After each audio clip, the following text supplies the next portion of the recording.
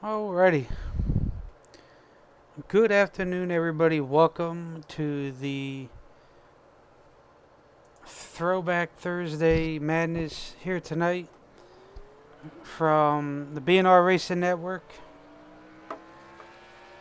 As 87s head to Pocono.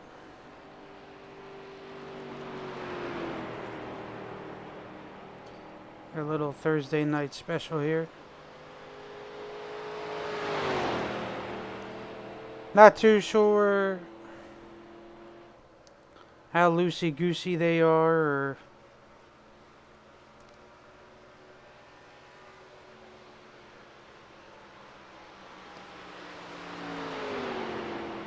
or what. Looks like they've been getting around pretty good here.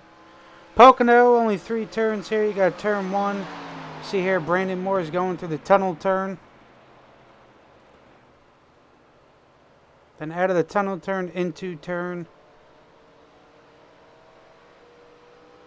Oh wait, no, that's turn 3, my bad.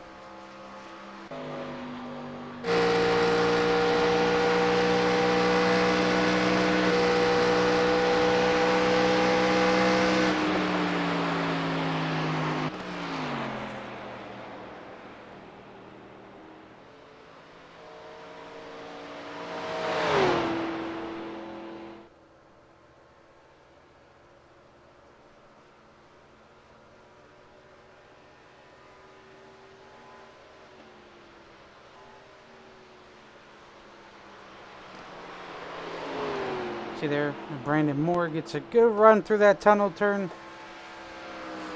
I have to get a better view. Sometimes this throws me off.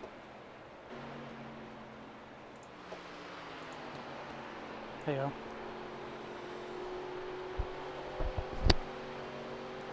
As he comes out of turn 3.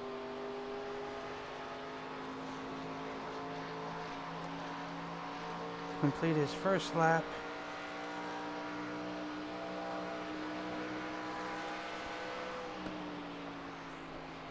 See, Brandon Moore is on top.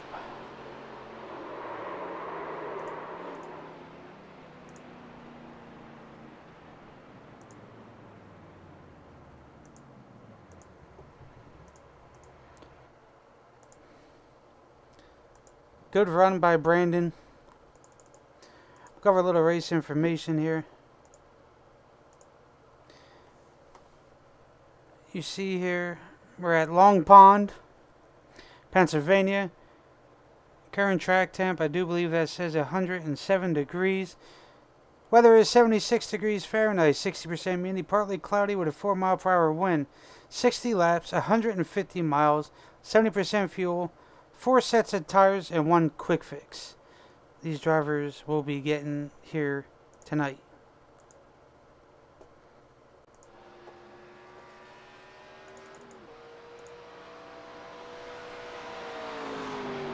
So you have the 97 of Phillip.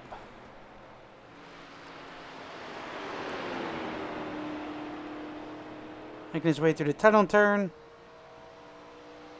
to go into turn 3.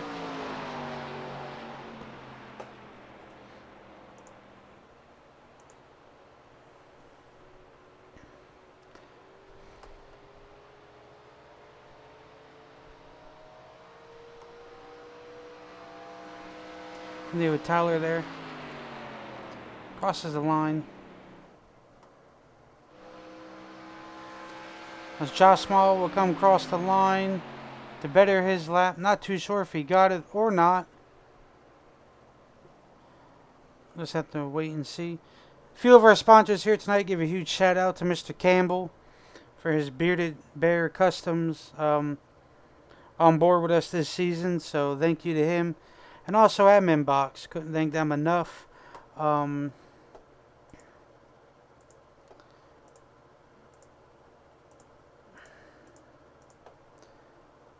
check out Bearded Bear Customs at they're on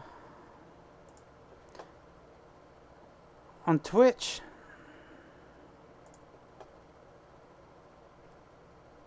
At Bearded Bear Hide 79. Their website is, see, I can post that in here.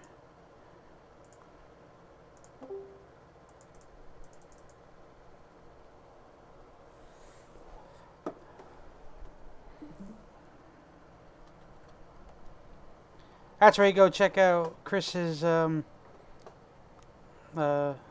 shop at. Go out there, give him a like, and also admin box. I'm going to go ahead and give a rundown real quick as we get ready here. P1 would be Brock Page, P2 would be Brandon Moore, P3 would be Joe, P4 would be Josh, P5 would be Jeff, P6 would be Paul, P7 would be Phil, P8 would be Daryl, P9 would be Bradford, P10 would be Campbell. A lot of people under the weather, which is fine. That's understandable. We don't hold that against nobody. So, unfortunately, it's the nature of the beast. So, 60 laps, 150 miles here at Pocono. So,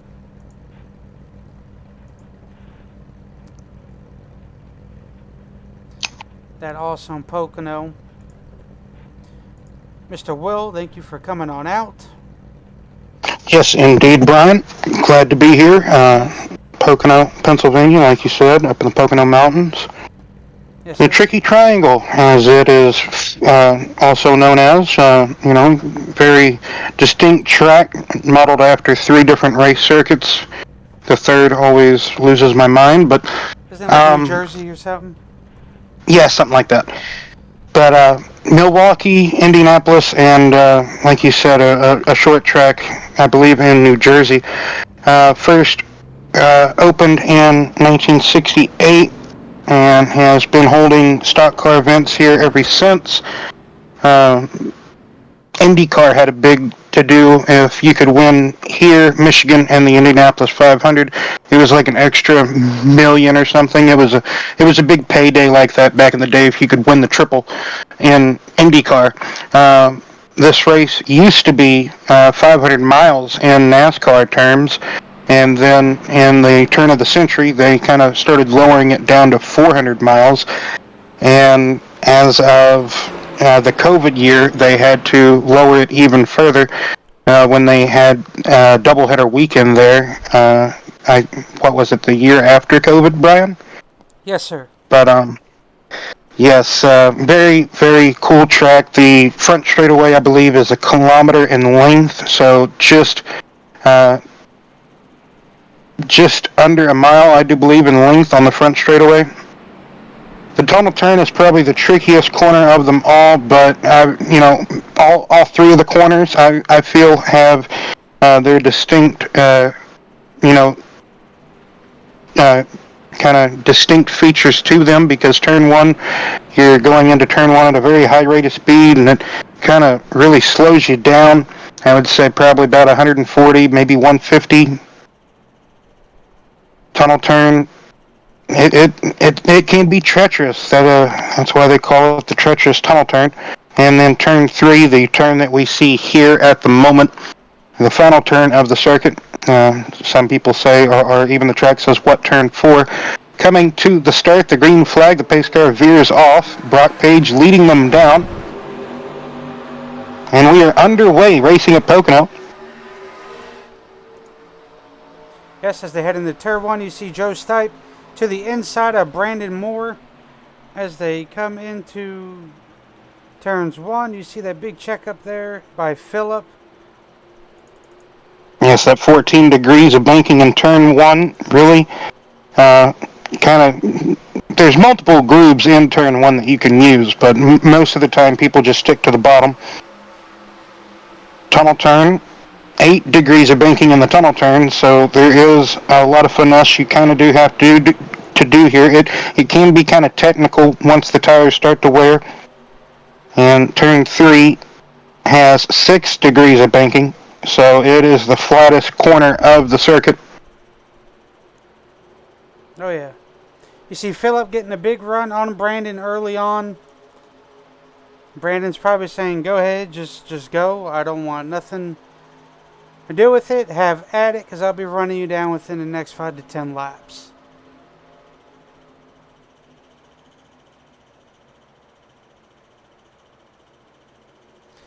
As you see there, Brandon Moore gets a great bottom entry there.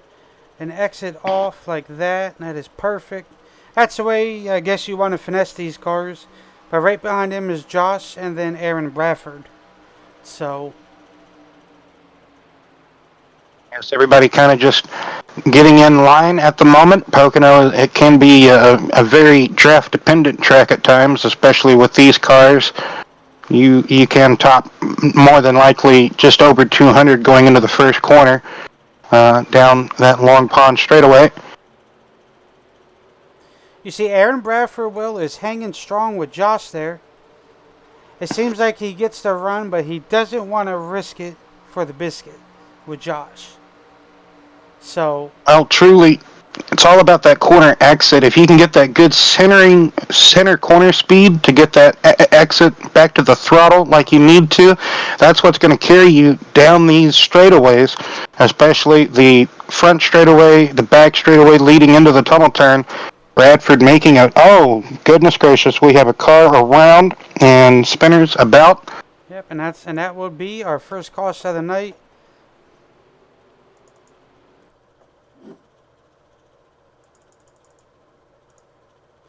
Looked like Phillip had to hit the brakes, came in a little bit too hard on the 12, loses the rear, And whenever, can't control it. and whenever he starts to check up for the 12 in front of him, that's whenever the car gets unsettled and he's just constantly having to fight it now. Then it starts to slide down the hill at 16 degrees of banking that I talked about in turn one. And innocent bystander Bradford just nowhere to go. Josh able to lock it down behind him. He goes for a slide of his own, but I'd have to say Bradford and Bridgman, biggest losers in this outcome here. Bradford don't know how much damage that Monte Carlo has, but getting into the back of the Grand Prix of Phillip. Everybody was riding comfortably, but I'm not too sure. I guess Phillip in the closing rate of the 12 in front of him, he got kind of concerned with the closing rate in front, and like we talked about, had to do some maneuvering, check up, not to run over the 12, like he talked about. So that right away is when the car just kind of broke away from him. You see Aaron already seeing this, nowhere to go. Brandon doing one heck of a job to get down out of the way. He was able to do so because he had time enough. He just barely had time. You see the bumper, the hood, everything buckling on the Tide machine, and the rear bumper, the rear clip falls off the Wendy's mobile. Yeah, very That's unfortunate early on. that's some of the that's just some of the wildness here at the Tricky Triangle at Pocono that can transpire. You know, going into turn one at the type of speeds that these cars are carrying, these drivers are carrying into turn one, like I talked about, over 195, 200 miles per hour. And if you have to check up, you know, kind of bicycle it, you know, tap the throttle, tap the brake, get back into the throttle, maybe drag the brake again, well, that car is going to get wildly upset with you. Some drivers were maybe thinking about doing a one-stop strategy, but some drivers were thinking, well, that ain't gonna. You could save all you want, but that probably won't get you to the house in time. But I do foresee everybody coming back down pit road even after this caution flag pit stop here, The only one that stood out because was Jeff and Paul.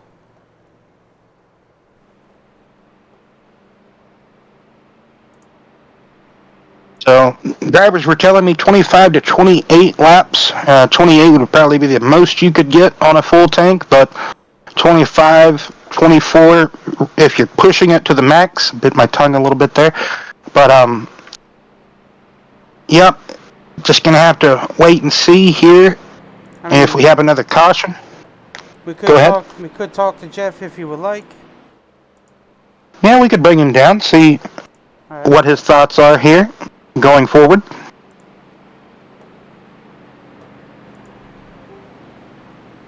Jeff, this is Will and Brian. You got a copy?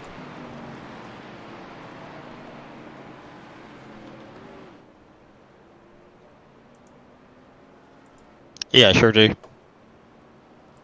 Well, Jeff, just early on here, first, kind of caution here early on. Don't know if we're going to get another one or not, but kind of what's your game plan going forward, Jeff? I just trying to get in a rhythm right now. That's pretty my main thing. I thought about pitting for gas, but nobody's getting tires. Mostly just gas only, so I think I'll be all right. 10-4. So mainly everybody just gassing it up. You said nobody's really taking tires. So like you said, getting into a rhythm. How easy or difficult can it be getting into a rhythm at Pocono where each turn is vastly different, Jeff?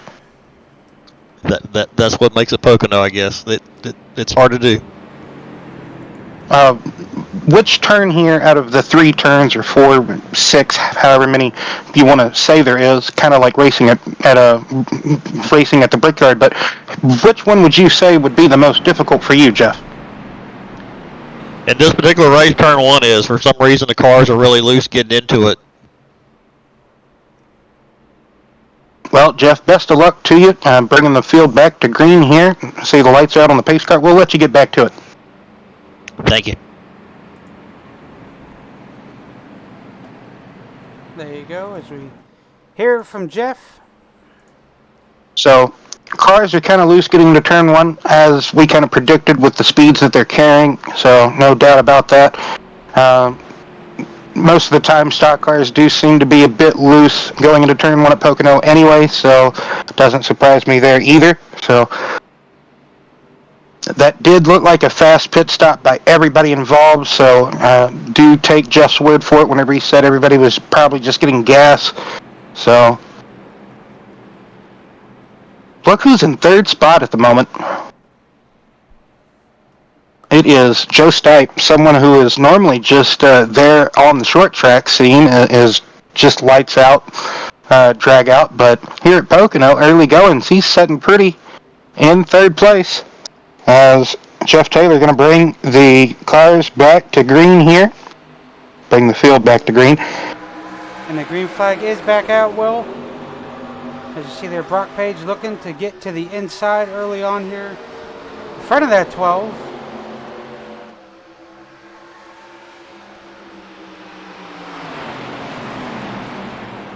As they go through turns 1.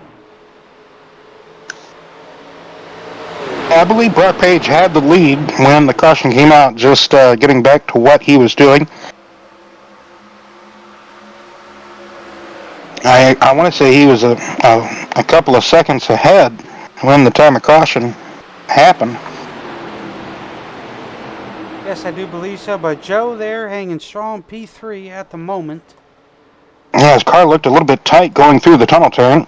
He was up a groove compared to the rest.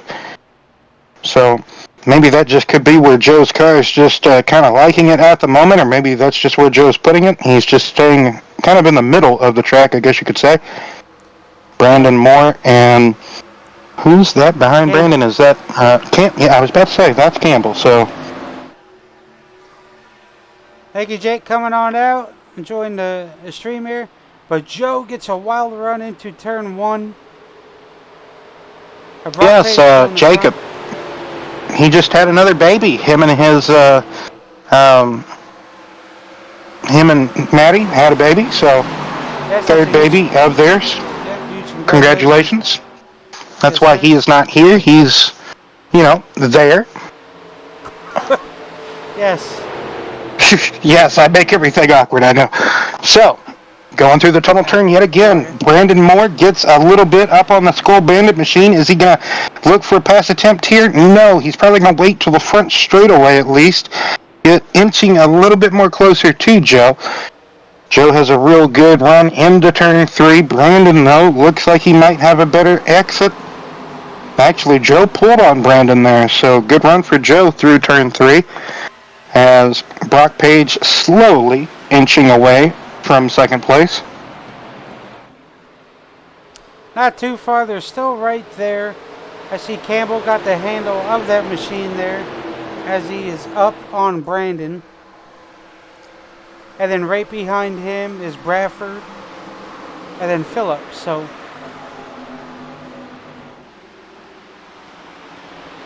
And then behind Phillip is Josh Smalls in the 28 machine, sorry.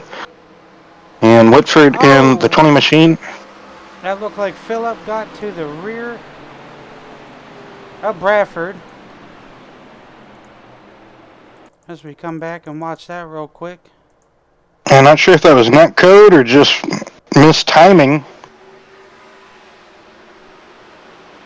I saw it live on the stream and looked back down for the replay here.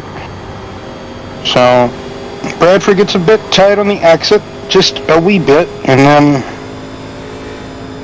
not sure. Let's see here. Oh, yeah, for sure. That is a bump, Brian, for sure. Yeah. That's a good bump to the back of the tide machine. In situations like that, you do have to crack the throttle a little bit. Unfortunately, but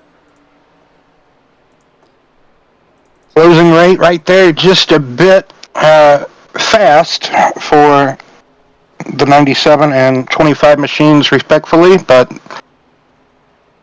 really just, like you say, just kind of got to crack the throttle sometimes instead of trying to lift the rear wheels off the ground of your competitor.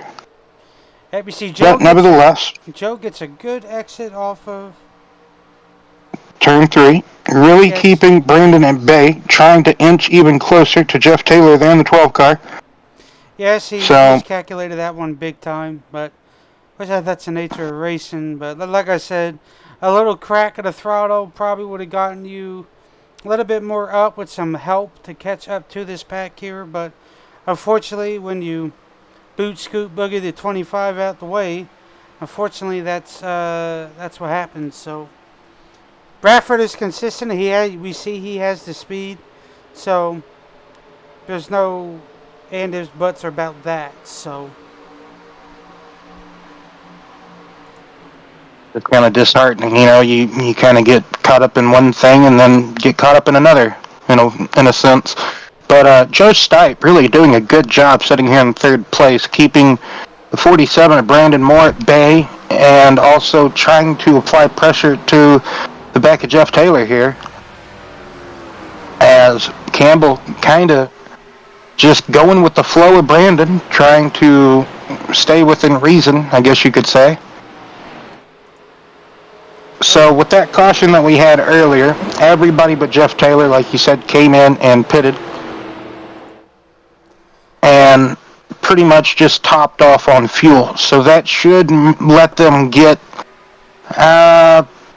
probably to about lap 32, 34 maybe. Yeah. Well, next week these boys head to South Boston. Yeah, South Boston. That is a fantastic little short track that is nowhere near Boston, Massachusetts, but located in, Boston, Virginia? I do believe so. So you see here all these guys chasing down Brock at the moment, but we know later in the run Brandon can probably pull some trickery out there and give Brock a run for his money eventually. But right now he's pacing himself, he's hitting his marks, he's getting used to the car at this track. So we know what Brandon's capable of doing. So Joe going around the outside of Jeff Taylor there. Oh yeah. Who's going to give going into the tunnel turn? This is going to be exciting here, as they're side by side going through the tunnel turn. Neither driver really giving. But they gave Joe really hanging it strong on that outside lane. Oh yes, lots of room. You could have put at least 2 cars between the two of them going through the tunnel turn. Brandon Moore now more so in this battle, now that they got side by side, that allows the car behind to close up a little bit further. And Jeff is going to get 2 positions lost in the amount of 1 lap. So very unfortunate. Got to remember that. I'm sorry. Go ahead. I was just going to say, got to remember Jeff has a little bit lesser fuel on board than these guys in front and even behind him, Campbell. So we do not believe everybody took tires on that last pit stop. Probably the cars that were caught up in the wreck or sliding by it probably are the ones that took tires, but these gentlemen in the front of the field we do not believe took tires. So kind of a strong call to keep the tires that you started with on the car. If a caution was to come out, just come in, top off. You see Campbell there Now, with which great Pocono? runs. I'm sorry, go ahead. I was just going to ask, which version of Pocono is this? Is this This the is modern today's Pocono, Pocono. or is? Okay, because we talked. I didn't know which one we were doing from yesterday. So yes, yeah, Campbell there now making a challenge alongside Taylor, getting by Taylor. Taylor kind of letting by, I believe, Campbell. Just waiting to see how everything is going to unfold as Brandon Moore side by side with Joe Stipe as they're coming out of turn one. Brandon didn't quite get alongside of him, so he said, I'll get back behind. Yeah, as the 12 starting to But lose spots, but Campbell gains a spot, so now they go ahead and run and chase down Brock. Now, if I'm Brock, he's got like 2.5 second gap over second, so he's got a pretty good, comfortable lead at the moment. But for how long, though, is the question. I'm very sorry to hear that.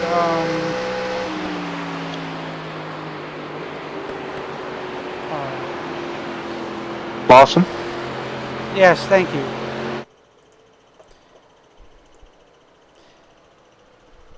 Oh, absolutely. We'll definitely know when the upper series starts off. So, we're gonna do some more recruiting next month. So, dang, I'm sorry, bud. Yeah, these cars are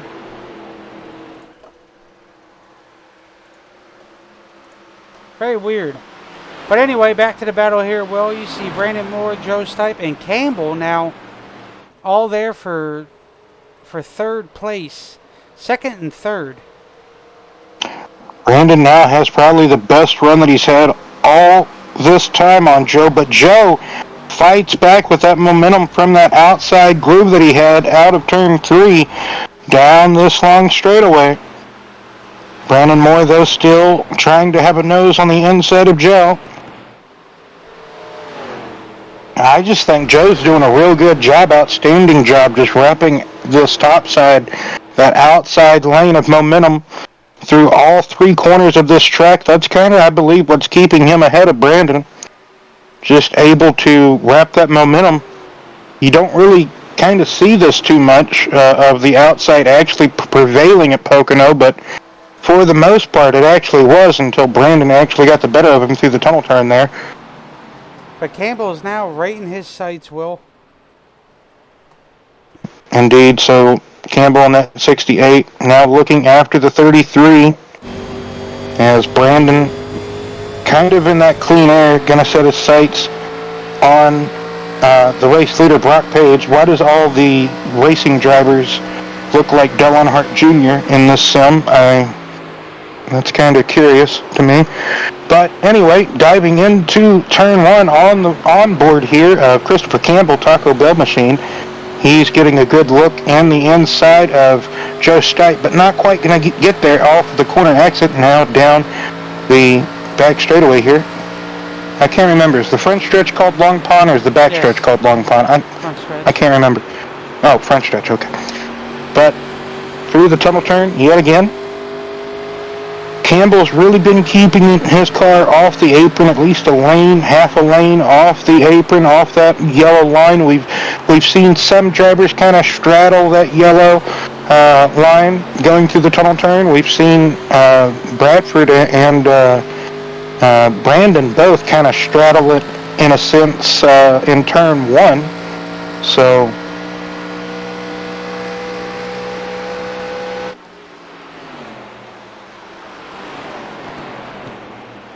You see Joe way up high.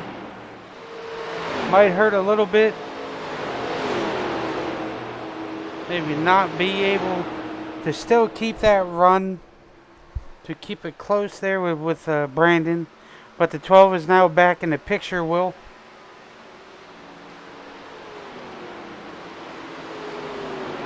Yes, indeed. I really like the Cal Yarborough paint scheme on a, the Busch Beer Cal Yarborough number 11 Junior Johnson scheme on kind of a next era of car, because the era of car before this era of car, the kind of fastback modeled coupes, the Ford Thunderbirds, the Buick Nationals, or Buick Regals, sorry, and the Pontiac Grand Prix, the Monte Carlos. They were shorter wheelbase and kind of just a kind of like a shoebox, like a fastback style. The era before this, everybody, kind of somewhat remembers, the longer wheelbase style cars that were also kind of Monte Carlos, or they were Ford Torinos, or the Dodge Charger Daytona, famous wing or no winged Daytona. Trying to think of other cars, but anyway, yes, it's cool to see certain paint schemes that you've kind of grown up seeing on one style of car, and then get to see it on a different one. That's what we see here with iRacing and trading paints, and the different places to get paint schemes. As Jeff Taylor goes around Joe Stipe, now Campbell still setting his sights on Joe, trying to get by Joe.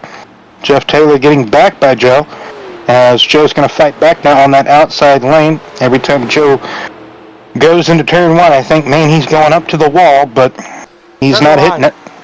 It looks like he comes so close to it, and you never know. But it reminds me of the Jeff Gordon. It reminds me of the Jeff Gordon brake failure. Him going into turn one like he does. I shouldn't laugh at that, but in my opinion, one of the worst, scary, horrifying looking crashes is the Dave Marcus crash from, I want to say, 97? No, I think it was 99. One of those 2 years, Dave Marcus had a real bad incident, I want to say, in the tunnel turn. And there was early days of the Hans device being in motorsport, actually being in stock car racing, and he started wearing a Hans device, and he contributes the Hans device for saving his life that day. If you ever get a chance, I would go look up some pictures, there's a still frame picture of his car hitting the wall nose first at such a sketchy angle. You would kind of cringe if you see the picture. Be if you ever seen the VHS home movies, or some people will put complication videos on YouTube, and it's they walked away. He walked away from that crash. He was not seriously injured. So what do you mean mix it up a little? But anyway, Joe Stipe with a nice run there. You see Bradford is now in the pits, Will.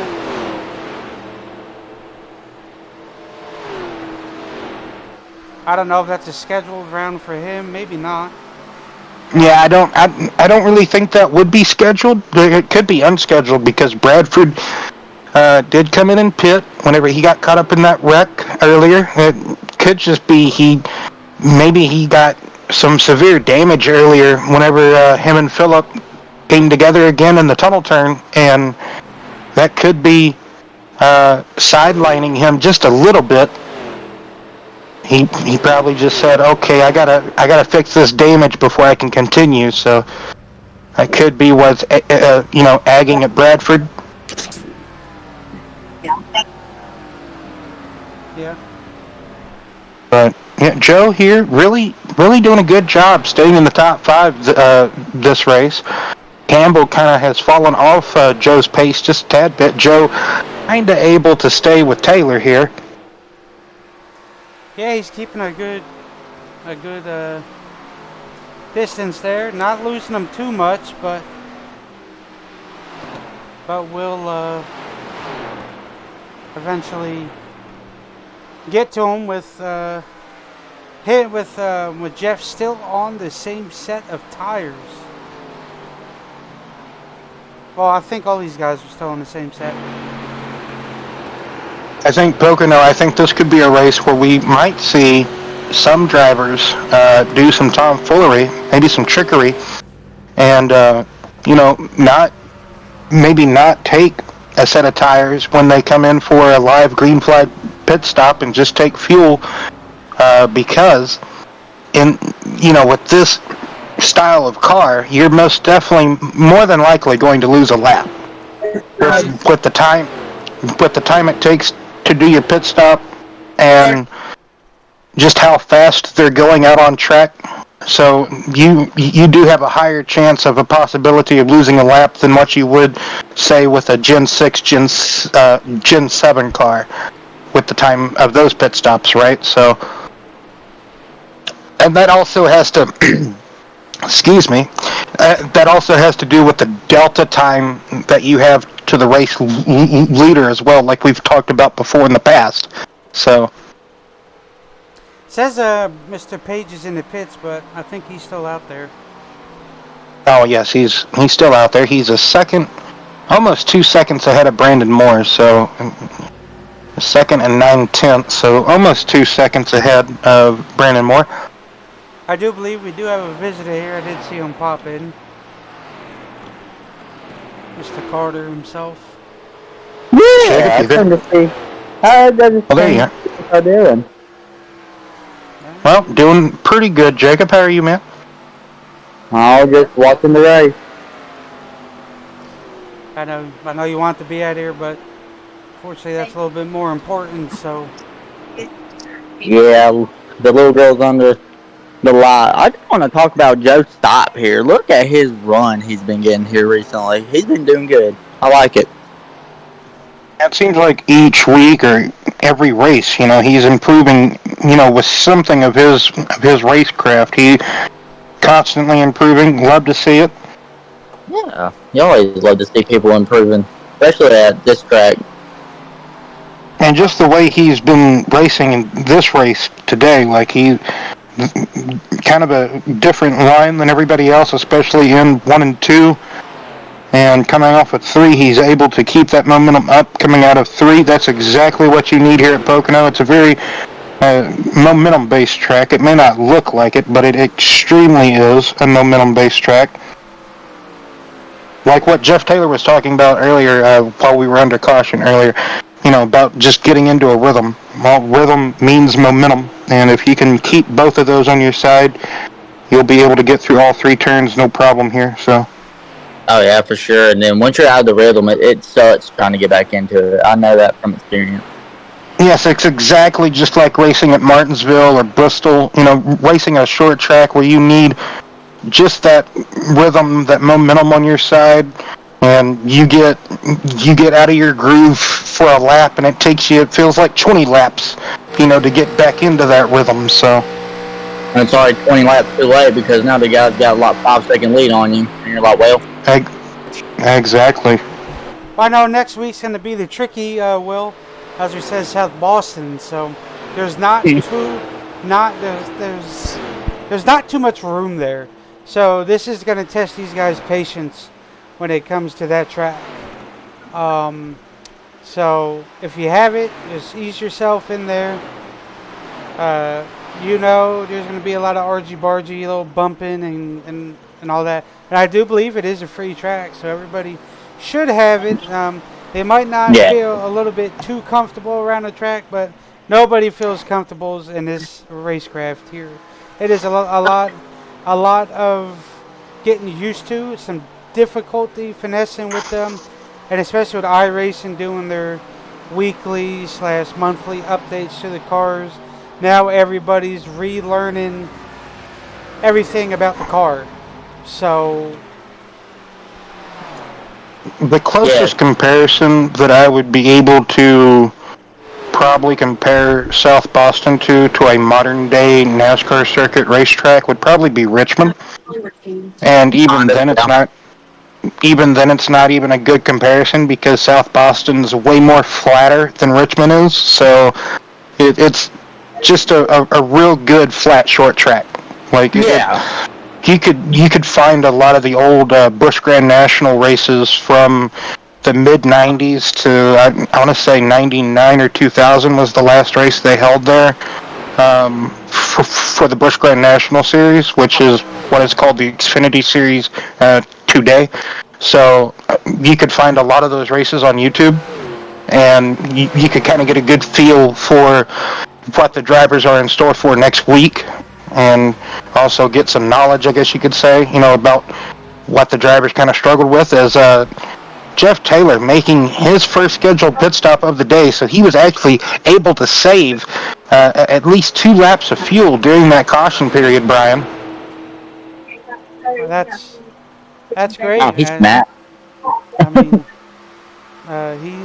he ended up doing it. I mean, sometimes that's what it is: shutting the car off, letting it coast behind the pace car, and really you got the initial start, so you can really cruise because everybody's on your pace, being behind And you. he was so, still in 4th place, wasn't he, when he pitted, I believe? So, third. okay. No, yeah, third because Joe ended up. Wow, getting he had a 14.6 second stop. And it really makes me think he took right sides and gas there. Or he could have hit his pit entry correct, hit his box correct, and then just, Yeah, good possibility, maybe. like Carter. Carter does it, but sometimes it comes back and bites him in the tuchus. I didn't do nothing, okay? Well, I'm just kind of saying for this style of car and everything, Oh, yeah. the 14 and a half second sec. That seems like right sides and gas. Oh, Campbell almost dragged the wall down at a turn 2 there.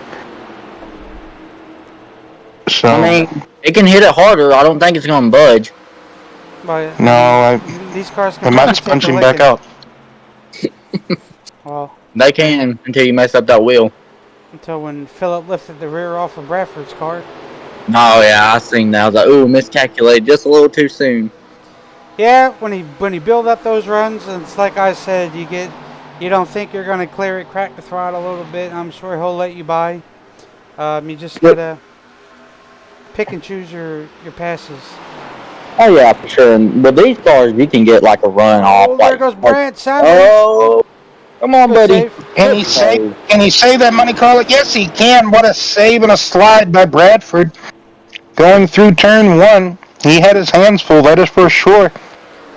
Woo. And that comes with the car behind you taking the air off of the car. We see that a lot at Talladega and Daytona. It's just the nature of the beast. If you can time it right, you can get that rear loose and make your pass that way. And I bet you what happened there is he got a little bit too far down, hit that apron just a little bit, and it just popped it. That also sucks. You see there, Joe's pitting, Josh staying out. Well, as I predicted, 33 laps here. I kind of predicted we would see, So Brandon Moore also in the pits. He had fallen back. He was only about a second and a half to 2 seconds behind Brock, but then his pace had fallen back to about 4.5 seconds behind Brock. So don't know if he's going to try just just gas and no tires to try to catch up to Brock, or maybe right sides. Still hasn't made his pit stall yet, so currently in the pit road. But Brandon learned from last week. 2 tires on the right side is going to be the worst. Well, that's exactly a full service pit stop there. I'll spit it out eventually for both Brandon and Joe. 23 seconds for both. So that's more like it as far as a full service stop. So we do speculate that Jeff Taylor did take right sides and a full tank of gas with his 14.5 second stop. So Josh Small and Campbell are the last two yet to make their pit stop, as Brock Page has just pitted now. But yes, We do. I wouldn't want to take two tires anywhere, especially in these cars. Yeah, Oh no. no, you could try it. It seems like Taylor is kind of doing a decent job at the moment, just having those right sides on his car. But It just gets too slippery. It feels like an ice rink after you do that. Just oh, because I the can left, imagine. yeah, it's just Go because the ahead. lefts are a little bit slicker than the right. So while that right side's trying to grip, the left side's just flipping. So it's Right. definitely worse as you get onto the progression of them. Yeah, like you talked about, Jacob, those left sides have already got all the heat built up in them. Even though you have slowed down a little bit to pit road speed, stopped in your box, they've cooled off. They're still hot. They're still somewhat race temperature. And getting out there on the cold right side tires, it just makes the car very unequalized and very, very awkward to drive. Like you said, it just feels like you're kind of on ice, or just a very awkward car driving in total. So now looking at Jeff Taylor here, as Brock Page is behind him. So Jeff Taylor has actually skipped a whole bunch of people here with his strategy. So love to see it. Love to see the strategies of these drivers unfold, as three Buicks in the top three. And and we know Brock's probably pushing hard, so those tires ain't gonna last him too longer. As you see, the guy behind Brock is Brandon Moore, where he's pacing himself. So I just I just want to watch and see the gap between these two cars. Just look how much of a run he can get off the corner, and it's just because he's got brand new tires and he's only got those right tires. So yeah, there's an advantage and there's a disadvantage at that. Mm-hmm. As Brock Page now retakes the lead, going through turn 3 away from Jeff Taylor from the 12 car. 20, what is that, 25 to go? Yes, indeed, 24 to go. So would that be enough time to keep Brandon Moore in third place and Jeff Taylor walk away with a second place finish here on his debut? I do believe this is his debut in the yes, BNR sir. Oh Racing yeah, Series. I've never seen. Yeah, he sent me a message. I'm like, yeah, absolutely, come on out. I know I always get ecstatic whenever I see drivers on debut, whenever I haven't ever seen them before, do real good, That's always nice to see with the type of competition that we have here. So Oh yeah, for sure. But I think next week's gonna be the challenge for sure. yeah, I think we sprinkled a lot of short tracks in this schedule, and uh, I feel like we kind of did it evenly to a certain degree, but also still put enough tracks all together that makes it a decent schedule in total. So Yeah, it's definitely different for all these drivers. They're used to going to these tracks that they know, and once you throw them on a track and like, here you go, try this one. It definitely mixes it up a lot because then you realize who's the faster guy on a short track and then who's the faster guy on an intermediate track. That is very true. But back to what the track is going to feel like. I feel like South Austin's more of like a Bristol Martinsville setup because Martinsville's flat and then Bristol is short. So I feel like that's how I view it. Is it's got a Bristol Martinsville layout, and you definitely got to reserve the tires or you're going to burn them out because you got to turn the wheel a lot more because there's less banking at these tracks.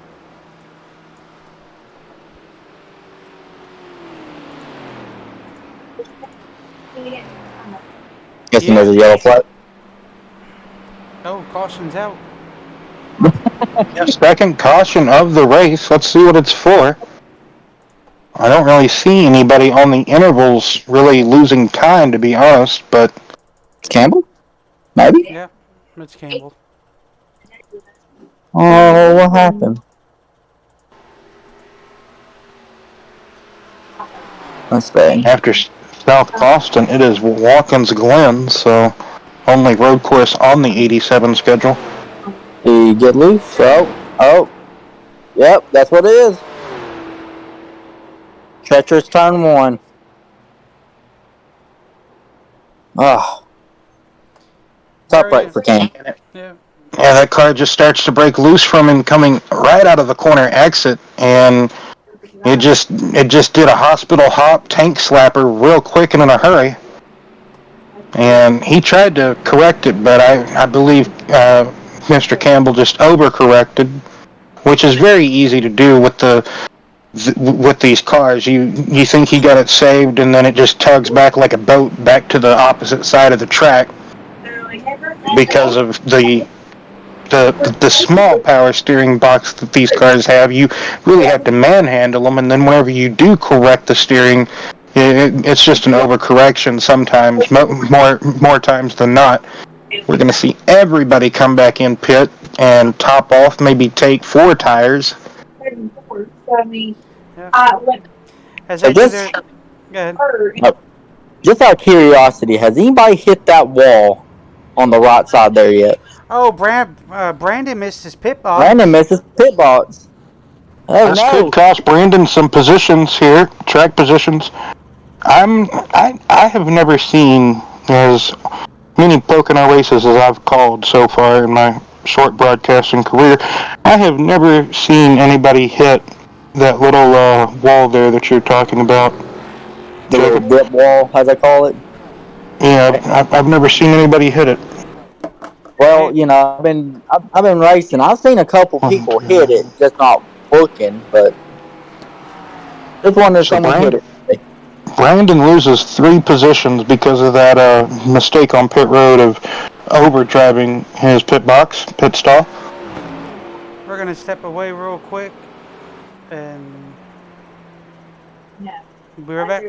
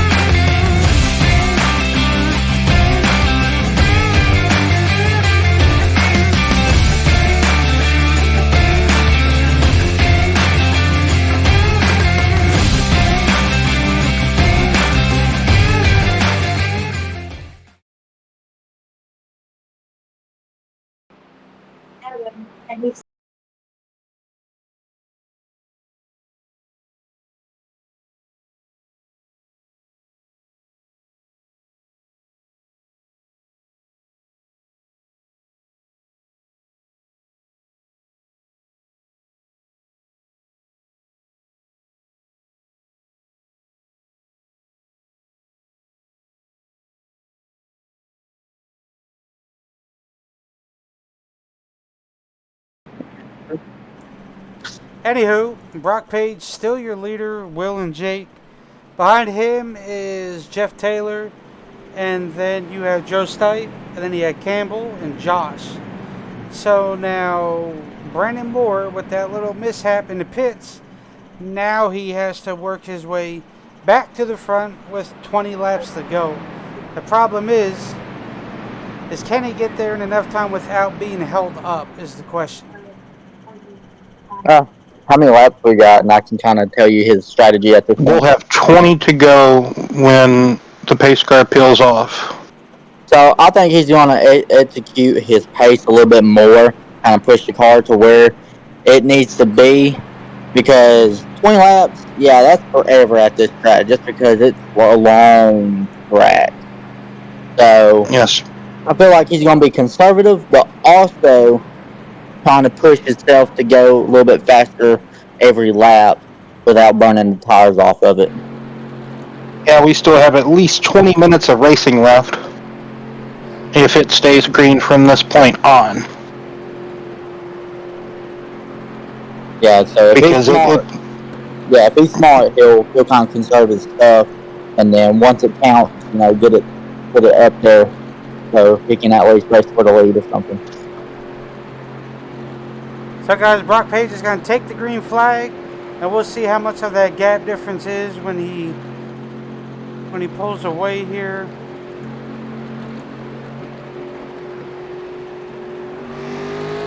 And we're green.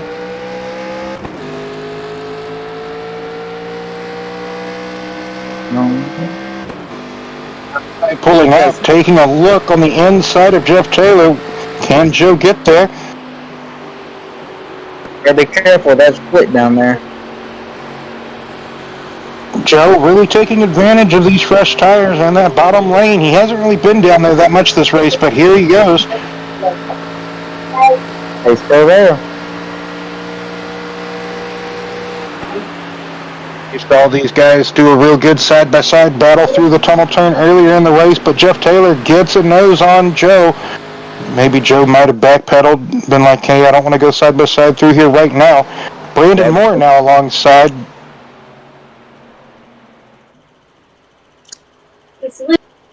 Good battle for second place here. Second, third, and fourth. Brandon Moore trying to make up the ground he lost in that pit stop. He really, almost got in the wall there. He really cut himself short in that pit stop, I would have to say, because he had to back it up, get back in his pit stall. Now making a charge past Jeff Taylor in that 12 car. Trying to get to the front.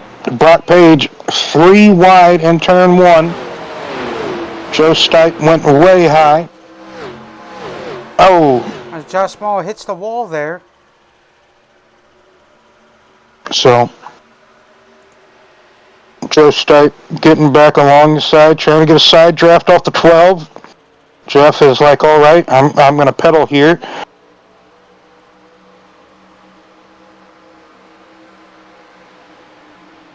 Oh, with another run. Yep.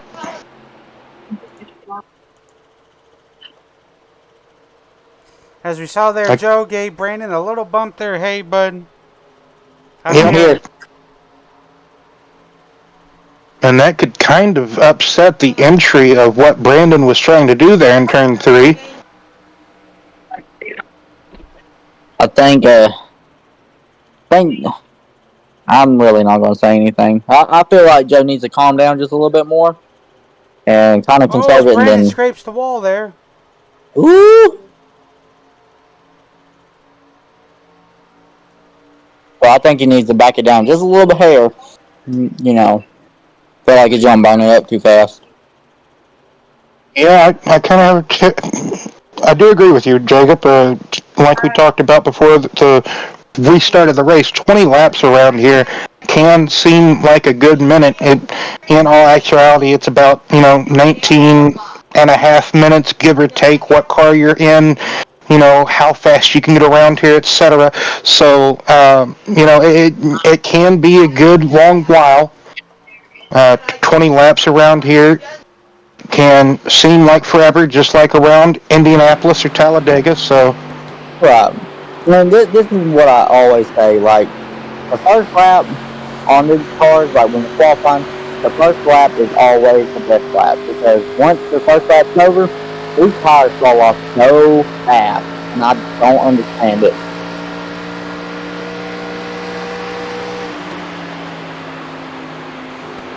So we get some onboard telemetry from the Brandon Moore machine going down the back straightaway into turn 2. He peaks right at 177 miles per hour. Let's stay on board with him until turn 1, Brian. As he's closing in on the back of Brock Page. As we can get a good... Go ahead, Jacob. On the tunnel turn, I like how he's consistent, but also making sure that car's arc straight. Because the straighter you are off the corner, the faster you're going to be off of it. Exactly. So getting a good toe off the back of the Brock Page machine. He gets right to about 184 and then has to start lifting.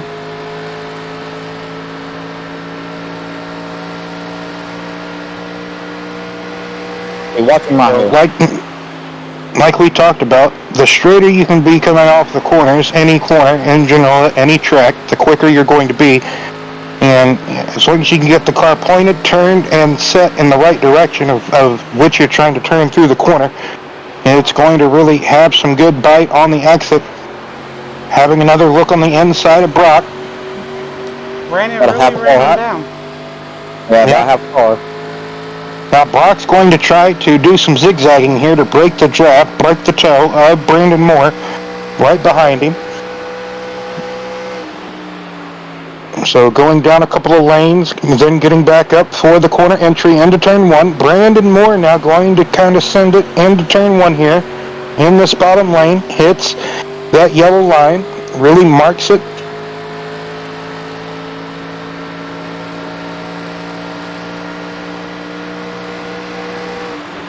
So good, really momentumous runs that Brandon is getting, but not really able to have the same bite off the corner exit that Brock Page is getting.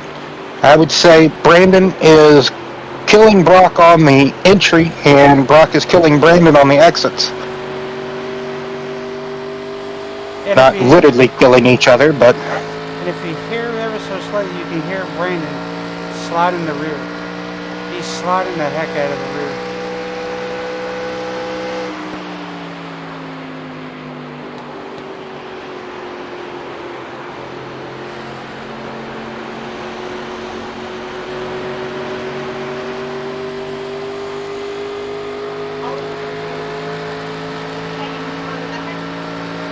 I can't imagine Dale Earnhardt taking out Tim Richmond in turn one just because he didn't like the man, but that's what happened.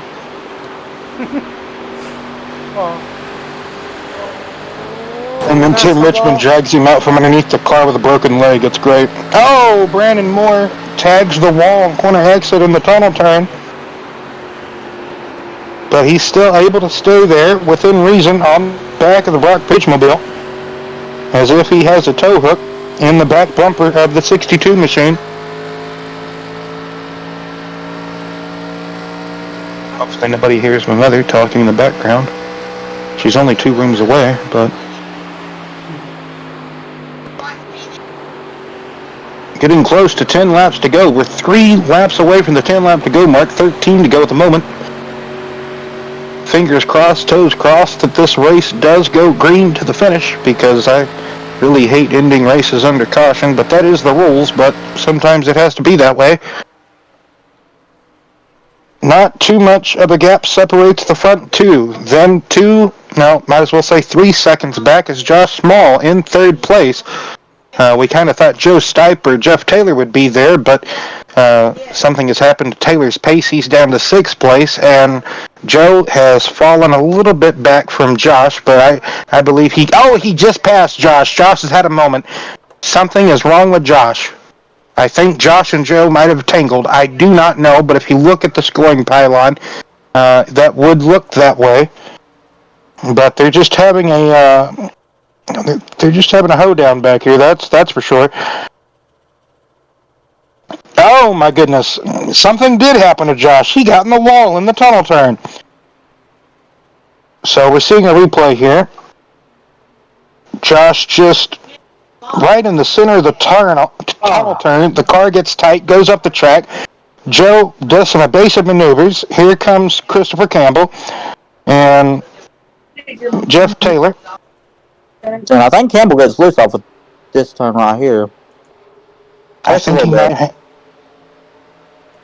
What happened? No, we went live again. So great battle back here for 3rd position. 3 wide. Josh, Jeff, and Joe, the 3 J's.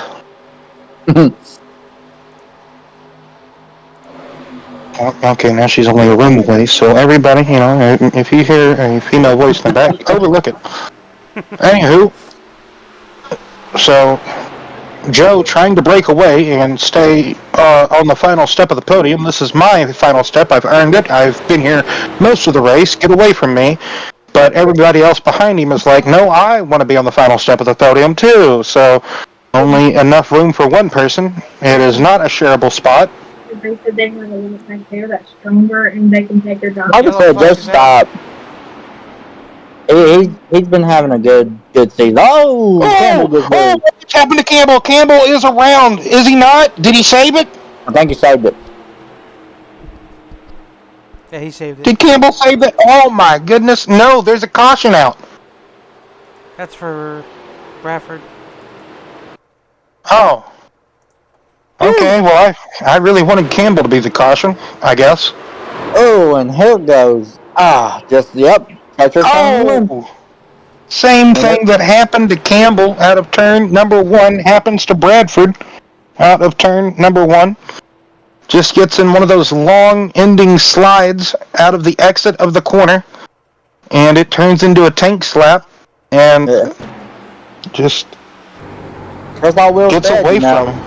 Yes, just like Will said, you can't overcorrect these cars, or it's not gonna like it, and you're just going like that there, and then bam, it's over. I'm going to stand by my comment of all the racing drivers look like Dell Jr. Early 2000s Dell Jr. with no facial hair. Now the question Clean is, shaven, no tan. now the question Yes, now the is, question is, who will dethrone Brock Page from this race? Will everybody come in and get another set of tires? Brian, how many sets of tires are these drivers allocated per race? 4. So they get 1 on the 4 car and sets. 3 in the pits. So they should, hypothetically, theoretically, still have 1 set laying in the pits. So, I do speculate, at least, it's kind of sucks to assume, but I do assume everybody will come in, take a fresh set of tires. Let's see if Brandon is going to mess up again on pit road or not. That seems to be what he's good for the past couple of weeks, this week and last. Wow, call him out, why don't you? Well, I mean, he still plays Call of Duty with me, so he doesn't mind me calling him out, so, Anywho. I'll go take his dog tags after that one. It might be a day or 2 before he says anything to me again, but he might not even go back and hear my voice. So good, fingers and toes crossed for that. Anyway, let's see who's going to win the race at a pit road. Brock Page has that last pit stall. If you want to walk backwards, it's the first pit stall. So let's find out and see as these cars jacked up in the air. We don't get to see the actual pit crew. Oh, man. That was almost a drag race off pit road, but not quite. But yes, Brock Page wins it. Campbell is going to be in 3rd place. Yep. I think was he 3rd when they pitted? No. No. I think Joe was. Well, we're going to go ahead and pull him up here. Who, Campbell? Yeah. Okay. Love pulling people.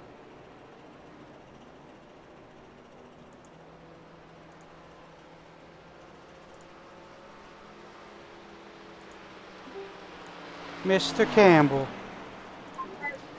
What's up? We got the 3 knuckleheads here.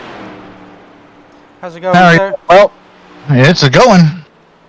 well, you're sitting pretty in 3rd place. Are you going to be able to hold a pretty wheel to get to the finish, or what, Campbell? We've seen you out there sliding, taking a bath, and now we've seen you up here sitting pretty. So what's the game plan going forward? Well, I'm hoping all my bad luck's behind me so far. I've struggled with these cars this season, but this track seems to be fun. I mean, of course, it's an 87. Everything's loose. It's either extremely loose or extremely tight. These guys in front of me are fast. So, turn 1. What's so treacherous about turn 1, and why y'all keep on getting loose right there? When I get off into turn 1, I get on the brakes a little too heavy, too late, and it wants to bring the rear end around. Okay. Do you think that could be the problem with others as well? They're just kind of getting on the brakes a bit late, or maybe getting out the throttle too late as well, or what could be the case with others, Chris? Yeah, I mean, we're all running about the same speed, diving off in there, and it's, and everybody's taking pretty close to the same line. So when you have that brake bias the way it is, and you get on the brakes too late, once you got that steering wheel already clocked, that rear end will come around on you. Now, are you tight going into the tunnel turn, or is it also loose in the tunnel turn? I'm tight going into the tunnel turn, and if I can hit my marks every time, I can make up time in the tunnel turn. That's about the only one I can make up time in, but the problem is hitting my marks every time. Well, looks like we're going to have 7 laps to go here, Chris. We've had 3 cautions so far this race. I think we have another one. It might end under caution, but best of luck to you, Chris. Hopefully you can go get them, man. All right, man. I appreciate it. Y'all have a good night. You too. You do, Bubba. Hopefully we'll be talking to Chris in a few laps' time.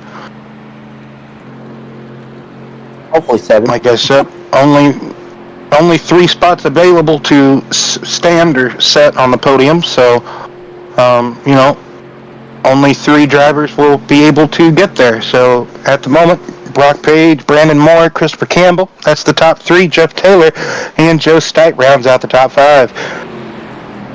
Who's y'all's pick to win? My pick to win?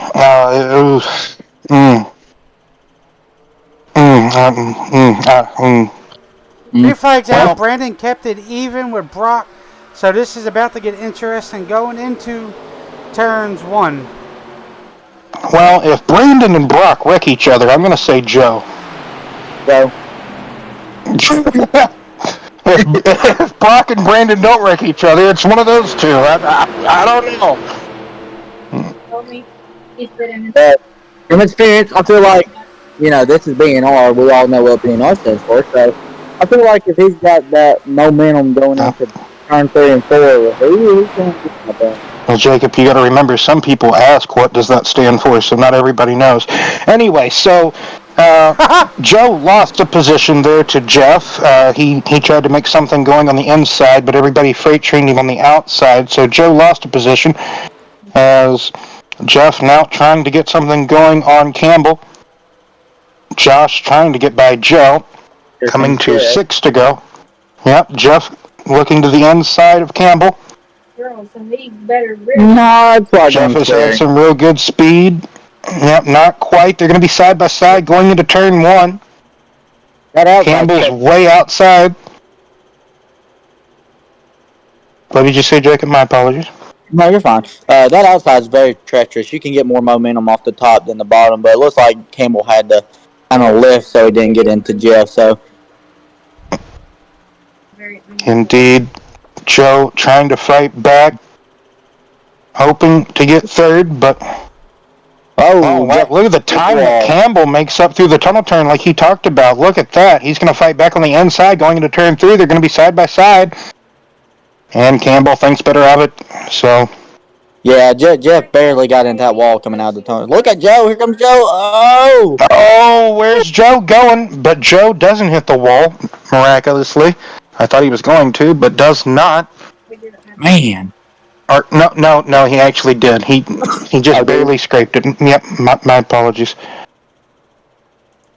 He just barely kissed it. It was just a kiss. It wasn't a smudge or a smirk it's just a kiss. But back to the leading duo here, Brandon Moore and Brock Page. They're going at it. 5 laps to go here at Pocono. They have a second and a half over the field in third and beyond. So third, fourth, and fifth, they are in their own battle as the front two. Right in his wall. Brandon Moore in the wall out of the tunnel turn. That's going to hinder and hurt his momentum severely. She said. Man, He's pushing. Yeah, he's pushing hard. He was all up in that dirty air, the 62, and that could have helped a little bit get into the wall. I think that might have been what Brock Page kind of needed to have a little bit of breathing room.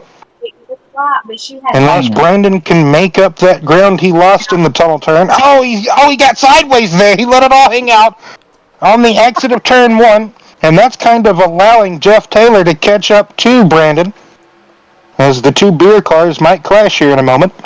Whew. Man, now Brandon did something. He's all over the place. Oh. Yeah, he lost his psyche. He lost his rhythm, his momentum. Like we talked about earlier, if you lose your momentum, your rhythm, you lose all that. Your mindset that you were just in, it could take anywhere from 5 to maybe 20 laps to get back, and this race does not have that time left. Jeff Taylor now harping all over the back of the 47 machine, letting Brandon know, hey, I'm here now. I've caught up to you. Where is Jeff going to look for a pass at now? He kind of looked a little bit into turn 1, but nothing was there. 3 laps to go, mind you. And the battle is now for second.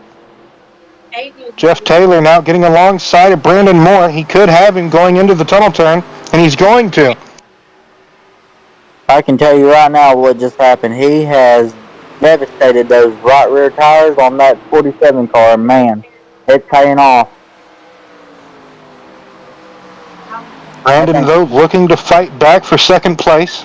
I do have to agree with you, Jacob. He could have possibly burned up his rears. Just all over the Campbell. place. Campbell sitting pretty in fourth place if these two beer machines decide to start slugging at each other. 2 laps to go at the stripe. It's gonna be like a family reunion all over again.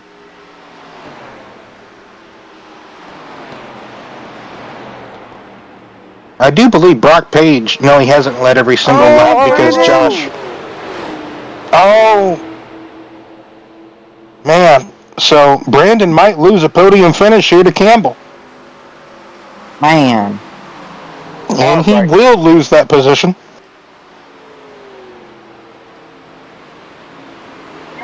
There's just but Campbell gets sideways, but man, oh man.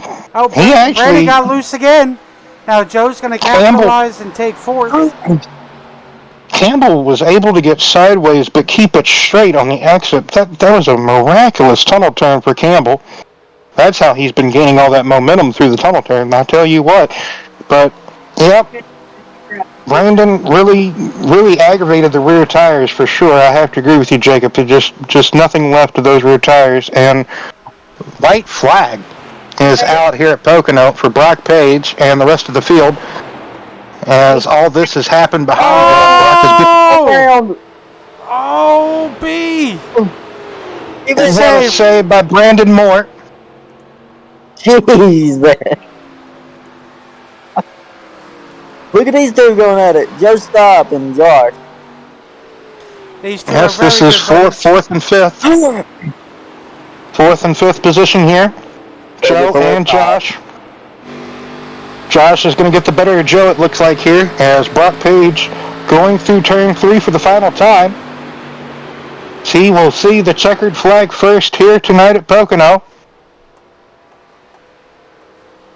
Man. I would say Jeff very Taylor, good race. Christopher Campbell will be the podium finishers. If Brandon didn't block that wall, he would have been okay. But he got so tight in that dirty air behind Brock, and it really just hit a number to that car. Overall, I would say fantastic race. What's that rock? Oh, what happened here? Oh, why is he missing stuff? Well, we can see his fuel cell. What did he do? Did he call Edwards his car? Is that my question? Did he try to do a burnout and just like unsuccessfully hit the wall? Oh. Oh, yeah, he did a burnout, all right. That's a good thing because they don't want you bleeding too much. Oh. Golly. I would say overall great race. Absolutely. You know, I had a coughing spell while leading at Pocono one time. That looks exactly like what I did one time at Pocono. I thought I was about to pass out. I just yanked the wheel to the left and said, hopefully, you know. You just take the wheel. Right? All right, well, with his car shortened up a little bit, you know. Final race results here. Brock Page, Jeff Taylor, Christopher Campbell, Josh Small, Joe Stipe, Brandon Moore, Daryl Whitford, Aaron Bradford, Philip Bridgman, and Paul Lawson rounds out the top 10. Or rounds out the field, I should say. Get Brock Page, Jeff Taylor, and Christopher Campbell, round them up, and we'll talk to them. Yep. Like a herd of cattle. Let's get them up in. We'll get them.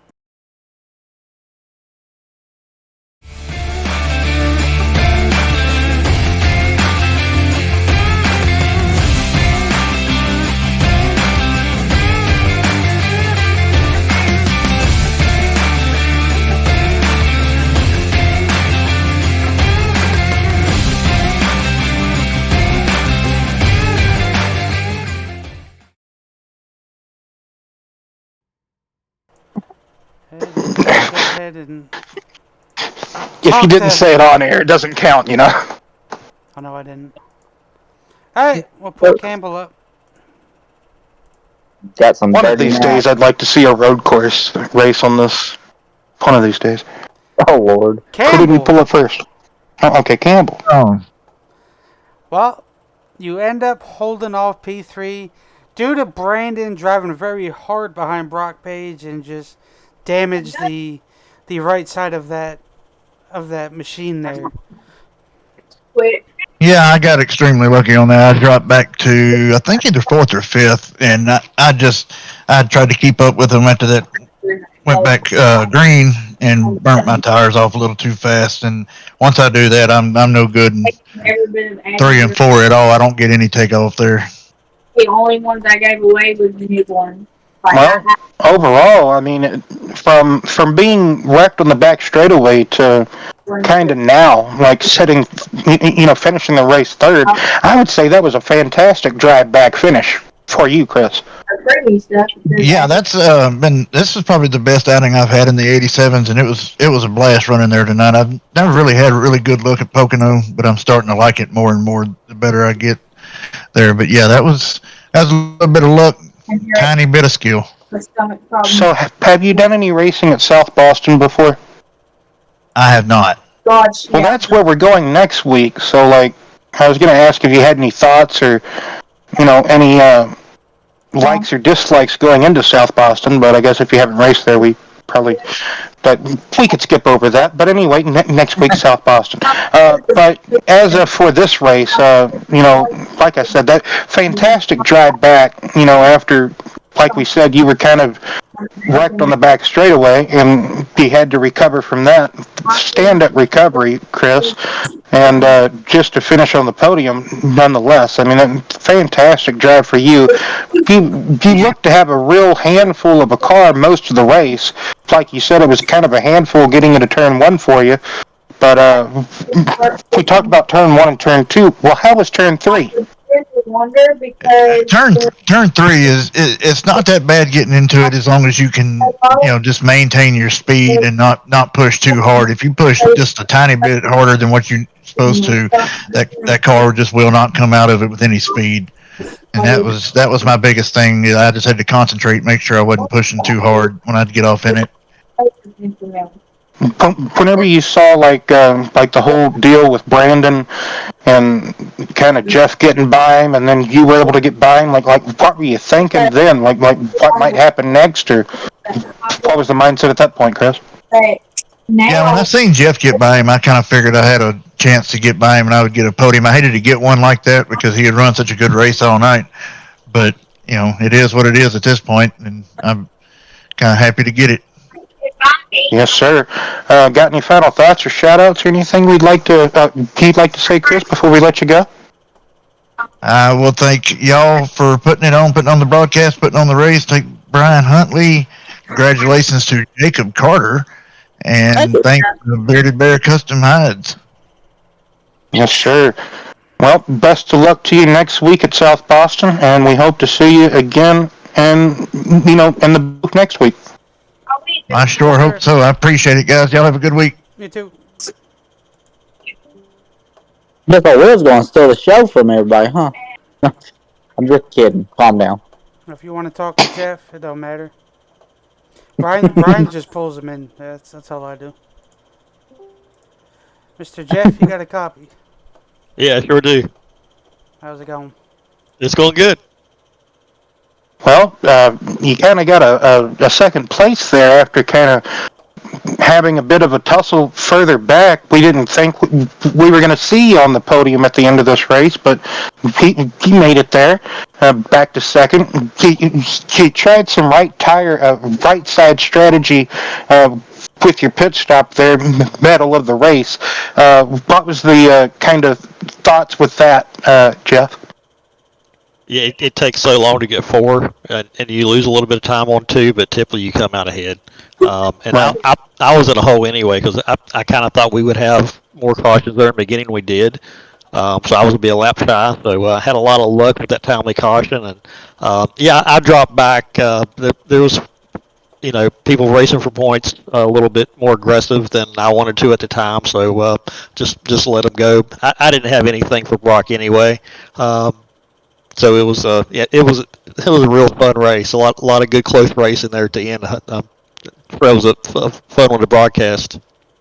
Yeah, you and Joe Stipe had some good battles. You guys had some good moments side by side going into the tunnel turn and just all throughout the track. Just how much fun was it out there battling with everybody, Jeff? It was a lot of fun, and first time I raced with a lot of these guys, and it was just trying to earn their respect, and it show that they show a lot of respect. At the same time, everybody makes mistakes, and it didn't seem like it was that big a deal. Everybody was just trying to have a good time. That's what this is really all about for me. Have you ever raced at South Boston before? No, I sure haven't. Well, that's where we're at next week, is South Boston. I guess not too many people have raced there. But anyway, what was the overall... well, you said you had a lot of fun tonight. How difficult was it for you, like in traffic? Was it difficult at all, or did you find it fairly easy? No, I didn't. I really didn't have a problem in traffic other than I was trying to give everybody enough room, trying not to get loose if I was on the inside, and I gave up some time when somebody was on the outside of me. I didn't pull over to block them, but it seemed like if you wanted to pass, you could. It may cost you later after you burn your tires up, but if you wanted to pass, it was there for you. Yes, indeed. Pocono always seems to be a good, fun track to kind of get some good racing in. What was your overall final thoughts of the race, Jeff? I consider myself very lucky. Had some timely cautions, and some other people had some mistakes, and was able to capitalize on those. And look forward to next week. So you're looking forward to next week? Are you going to be able to finish out the remainder of the schedule with us? Yeah, I hope I can. I've got a trip to Manhattan coming up in a few weeks, but other than that, I should be good. Well, best of luck to you going through Manhattan and New York and whatnot. Final thoughts and shout-outs, Jeff? Yeah, I just want to thank my wife for allowing me to do this, and looking forward to racing you guys more. Have a good night.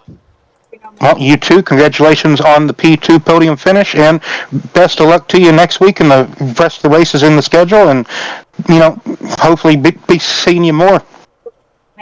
Sure thing. Thank you. No problem. We'll let teammate on teammate interview each other. This is gonna be great. All right, cool. Man.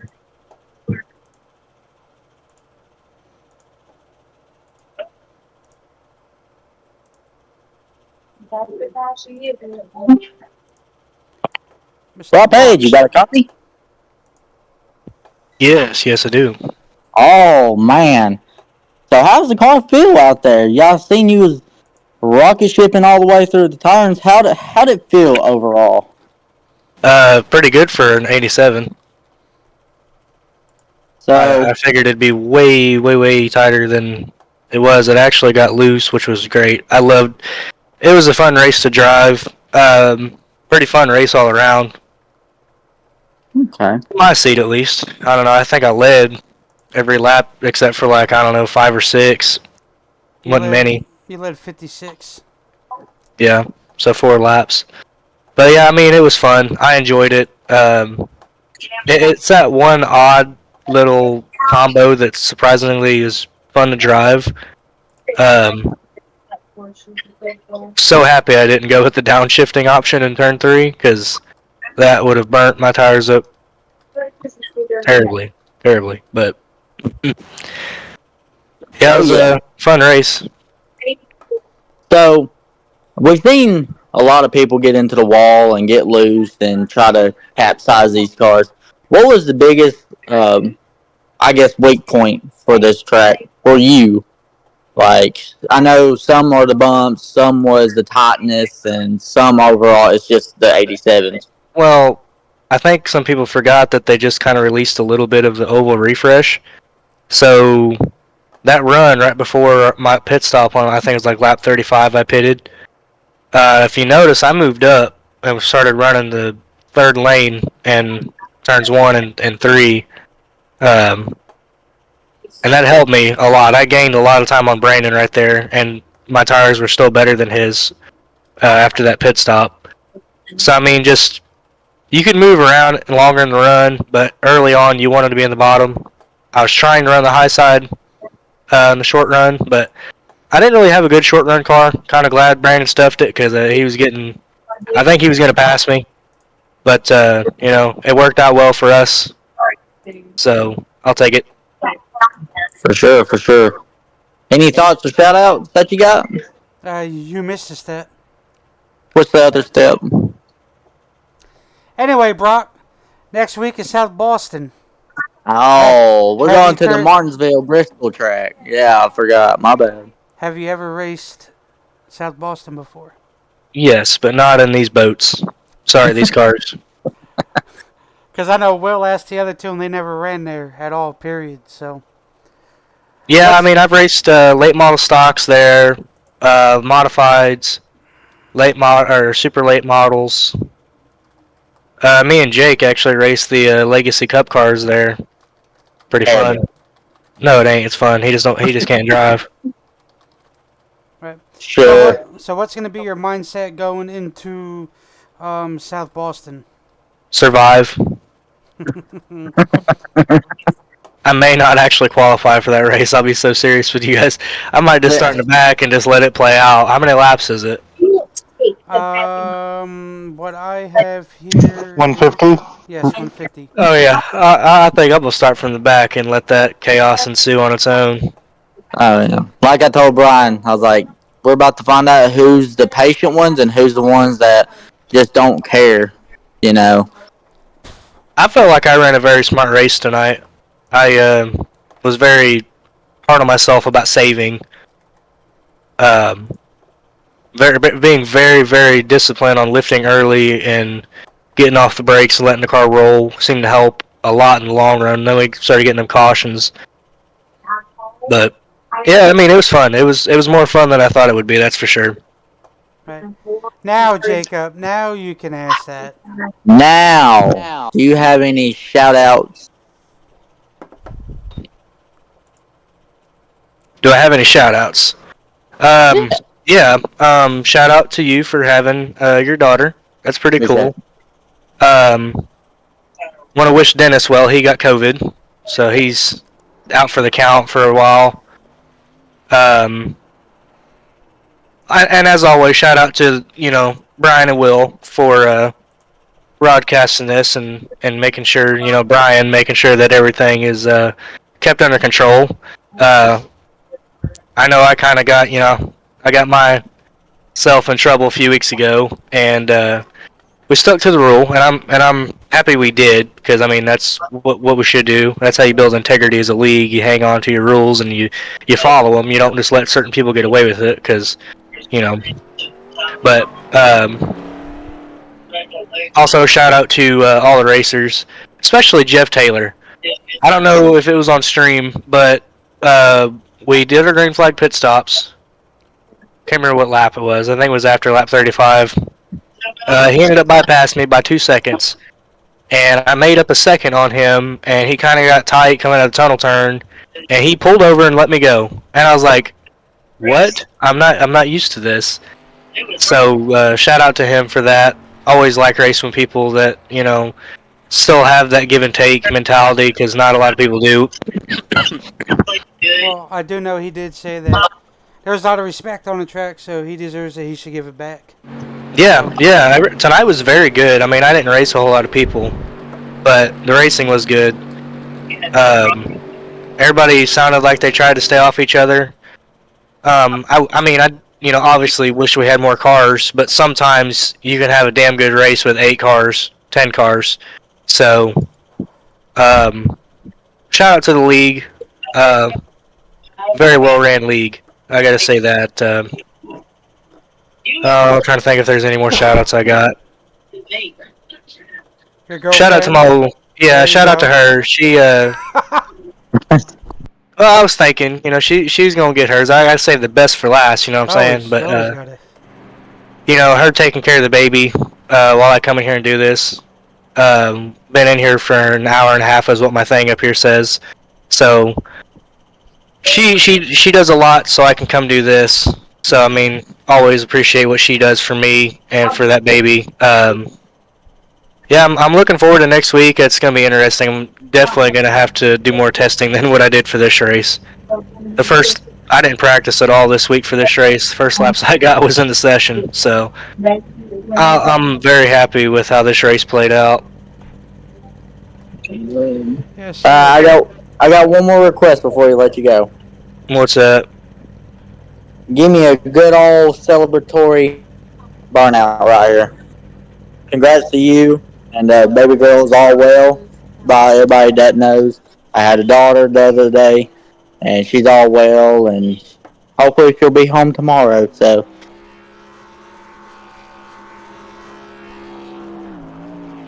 yeah, try not to loop her and bounce her off the wall.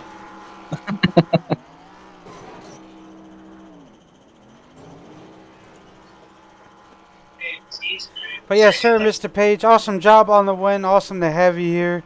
Um, keep up that winning momentum. You do have Carter by 5 points, so Oh, I passed him?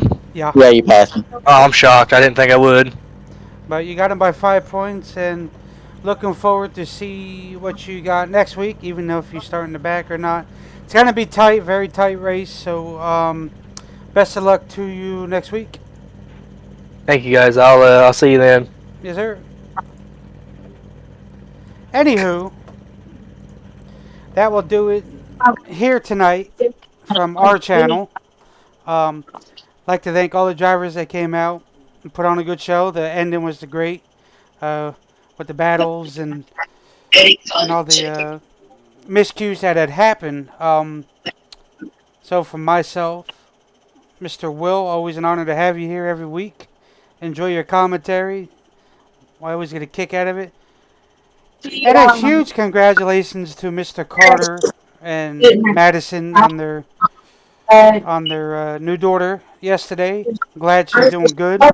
Hopefully she stays healthy throughout the journey of her growing up, and hopefully she would be home tomorrow. So, for myself, Brian, everybody here in the network, all the drivers, you guys kick ass every week. We want to thank you guys. Have yourself a great night. Be safe and enjoy. If you guys got anything to say, say it. Just appreciate y'all letting me stay out in here and watching the race while I'm bored in the hospital. So it's pretty funny, seeing the nurses like eyes coming in here like, who's he talking to? And then the Madison having to like, well, he drives on our race, and so he's kind of just bored at this point and watching the race and helping them commentate. So I appreciate y'all just letting me come in here and do that. And yes, I hope the little girl's gonna be as healthy as a horse. And right now she ain't as big as a horse, but hopefully she'll grow out of it. Yes, And sir. just to clarify, that southern language, he said horse. He said horse. And yes, I would like to, all the sentiments and everything that Jacob and Brian has both spoke about. I do agree with them, and also a happy New Year to those who are still listening and still watching.